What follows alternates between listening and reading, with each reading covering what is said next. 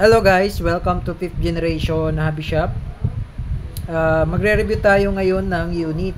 This is the WE IREX 6.0 6 inches barrel dahil 6.0 siya. High kappa IREX, black yung slide, silver barrel. Okay, IREX gas blowback. Shoutout po pala kay Sir Marlon. Okay. So ito po ay WE brand. Ayan, WE high kappa IREX gas blowback. Yung slide niya ay black, and then yung barrel niya ay silver. Okay, made in Taiwan. Ayan, buksan na natin yung unit. Yung box. So, bali meron siyang kasamang mounting plate para sa red dot optic. Ayan. And then, meron din po siyang kasamang buffer para doon sa kanyang extender. Mamaya, bubuksan natin yung unit. Babaklasin natin yung slide pala. Okay. And then, yun yung kanyang owner's manual. Ito po ay 30 rounder capacity. So, bali yan po yung unit.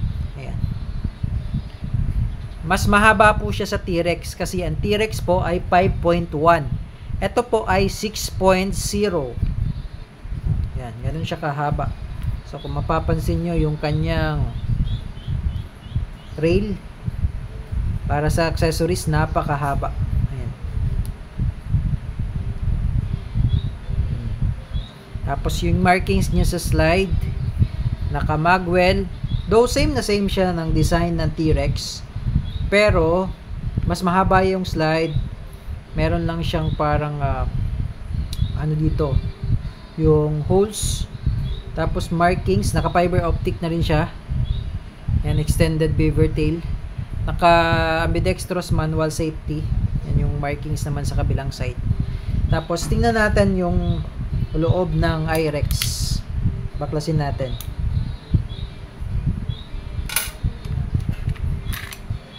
Ayan yung loob ng IREX. Kala mo merong bala. Ayan. Ito po, hindi po siya bala. Ito po yung extender. No? Extender po siya. Kasi, yung kanyang, tawag nito, yung kanyang recoil, yung kanyang rod, no? Ito, yung rod. Magkasing sukat lang po yan ng, magkasing haba lang po siya ng rod ng T-Rex. At dahil hindi siya aabot, mayroon siyang extender, no? Yan, extender po ang tawag diyan. Nare-remove po 'yan.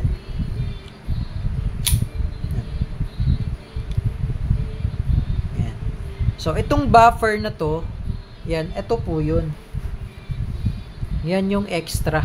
Yan yung buffer. Ito po siya. Yan. Alam mo, parang bala. Okay, yan po yung loob ng IREX. Okay, kasi po hindi siya aabot to. So kailangan ng extender. Yan. Katagalan kasi napuputput yung buffer na yan. Kaya meron siyang extra. Okay? So ito yung recoil buffer.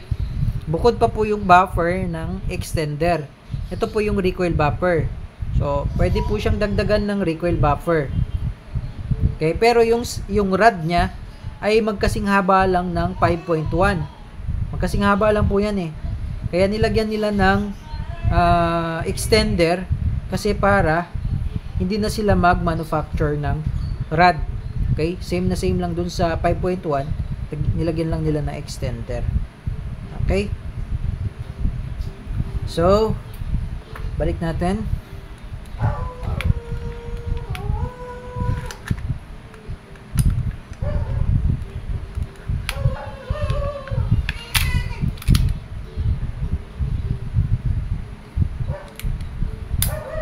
Ayan. So, expected natin na mataas ang EPS nito dahil mas mahaba. Then, expected din natin na mas accurate siya kasi mahaba. Okay? So, titingnan natin mamaya kung ilang EPS. So, again, this is the WE IREX 6.0. All black siya. Yan, naka fiber optic. Tapos may mga holes na rin siya dito. May cut na rin siya sa magkabilaan sa gilid ng slide. Tapos may markings na rin siya. Ayan. Then napakahaba ng kanyang rail. Ayan. Then meron na rin siyang thread. Ayan, yung barrel niya may thread na po yan. Okay. Ayan. So ambidextrous manual safety. Check natin kung gumagana. Okay, working. Baba safety. Check natin beaver tail. Working din. Ayan. Naka fiber optic sight na siya. Kaya maganda siyang sipatin. Okay. So ngayon, lagyan natin siya ng gas.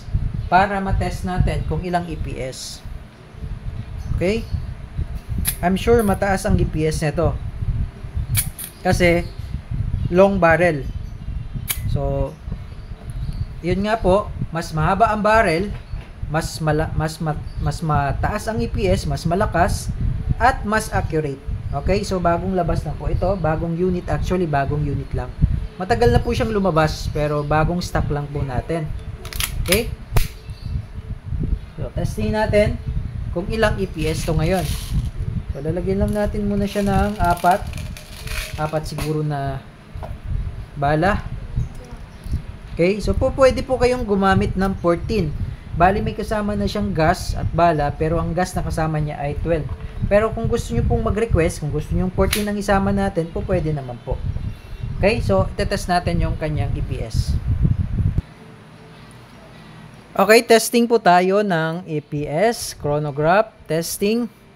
So, bali, isusum na lang natin para makita. Ayan. Okay. 2011 High Kappa IREX 6.0. Ayan, testing.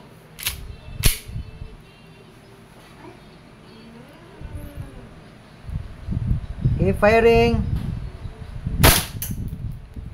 388.6. Okay, isa pa. 387.6. 375.8. 372.6. Okay, so yun po ang kanyang EPS. And mafe-feel mo talaga yung kanyang recoil dahil malakas talaga siya. Okay, open chamber. 4 shots. Release the magazine. Hammer down. I know. Para ibalik pala yung slide, no? Para ibalik yung slide, bali ito, itulak mo lang siya ng bahagya. Kasi wala tong spring na katulad sa mga Glock na pag tinulak mo yung slide, pag hinatak mo, pag pinulbak mo, bababa ko siya siyang bababa kasi may spring. Ito wala siyang spring. So ang gawin nyo, tulak mo lang siyang bahagya, tapos siya bababa. Then, bibitawan mo lang. O pwede naman pong ganito. Yan po, pwede pong ganyan. Nga lang, eto kasing nuts na yan, katagalan, mapupudpud yan kasi may contact sila. Kumbaga magkikiskisan. O para maiwasan lang nating mapudpud, bali, itulak mo lang ng bahagya, konti lang, tapos baba mo to, then release. Okay? So ngayon, proceed tayo sa shooting test.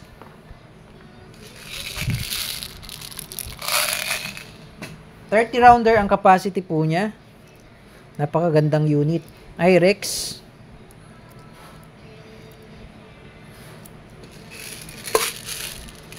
So, pumapalo siya ng 370 to 380. Actually, yung isa ko pang na-test na to, nasa pumapalo ng 390 up to 400. Okay? So, testing po.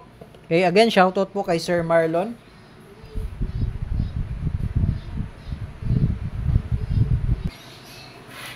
Okay, shooting test. 2011 High Kappa IREX 6.0 by WE. Gas blowback airsoft pistol. Okay. Firing. Okay, ubusin na natin yung bala. Malakas talaga. Malakas ang recoil. Okay, firing. Okay, ang ganda. At accurate po talaga siya. Okay, ubusin lang natin yung bala. Okay, open chamber. Release magazine. Then hammer down. Okay? So, Sir Marlon, okay na po ang inyong unit. This is the WE 2011 High Kappa IREX. Okay? 6.0. Bali, yung haba ng kanyang barrel ay 6.0. Okay? Mas mahaba siya sa T-Rex. Okay? Kung may question po, message lang sa aming Facebook page, 5th Generation Hobby Shop. Thank you and have a nice day.